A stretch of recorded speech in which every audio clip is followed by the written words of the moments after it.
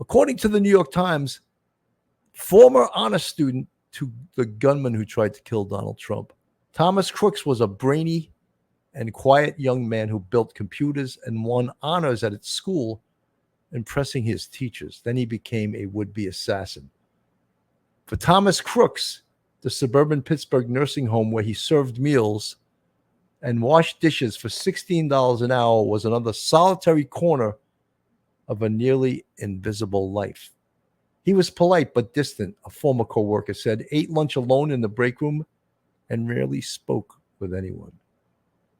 But as Western Pennsylvania geared up last week for the boisterous spectacle of hosting a rally for former President Donald J. Trump, Mr. Crooks approached his bosses with a request. According to law enforcement, he wanted to take Saturday off. He told them he had something important to do. It was one of the few hints to emerge so far that the 20-year-old engineering sciences graduate was planning to become a political assassin. A week after Mr. Crooks opened fire at the rally and was killed by the Secret Service, his ideology and motives remain a vexing question for investigators and the people who crossed paths with him. In dozens of interviews, former classmates, teachers, and neighbors said they still could not square their memories of Mr. Crooks, an awkward, intelligent teenager who liked to tinker with computers and spent his weekends playing video games with the image of the stringy-head gunman at the rally armed with his father's AR-15 style rifle as he clambered onto a rooftop and took aim at the former president.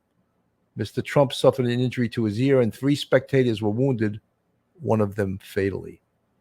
That's where I'm struggling. I've looked at horrific pictures of an individual that I stood 6 inches away from, shaking his hand, calling on him in class, said Xavier Harmon, who saw Mr. Crooks almost daily in the computer technology class he taught at a technical school.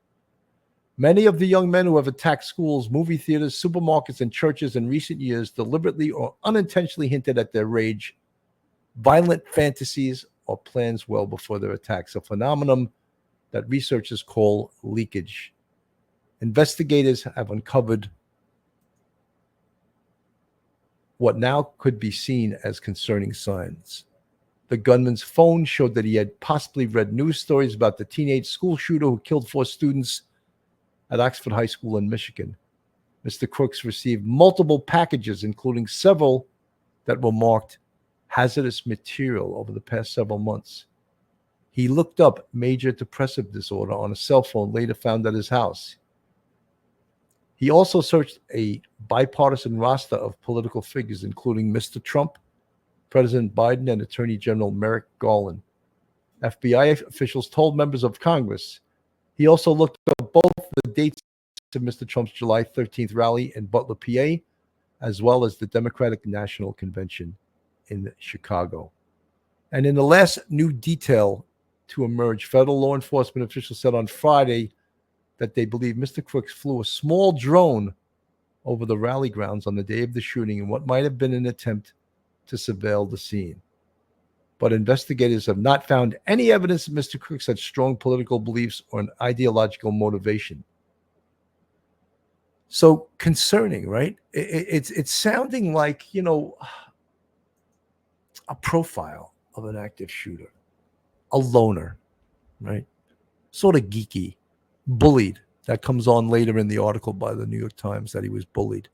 And if we remember, well, one of the most infamous active shooters was 2 of them, was Harris and Klebold, Columbine in Colorado, where they were bullied and they came back to the school armed to the teeth and killed numerous students and teachers. Also had made pipe bombs.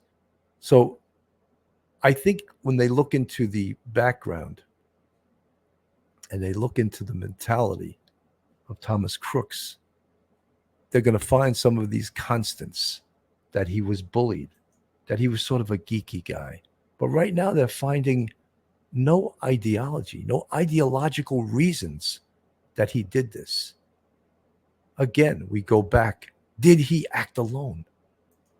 Did this 20-year-old, almost young boy-looking shooter, as many of them are, Did he act alone? Or did he have help? And I'm not saying specifically physical help on the ground, but was he coached? Did he have someone to teach him how to thwart the Secret Service, how to get into this rally, how to hide a gun so that you could not be seen walking into the rally with it? Did anyone coach him doing these things? These are some of the questions I have, and these are some of the questions, hopefully, that the FBI will answer through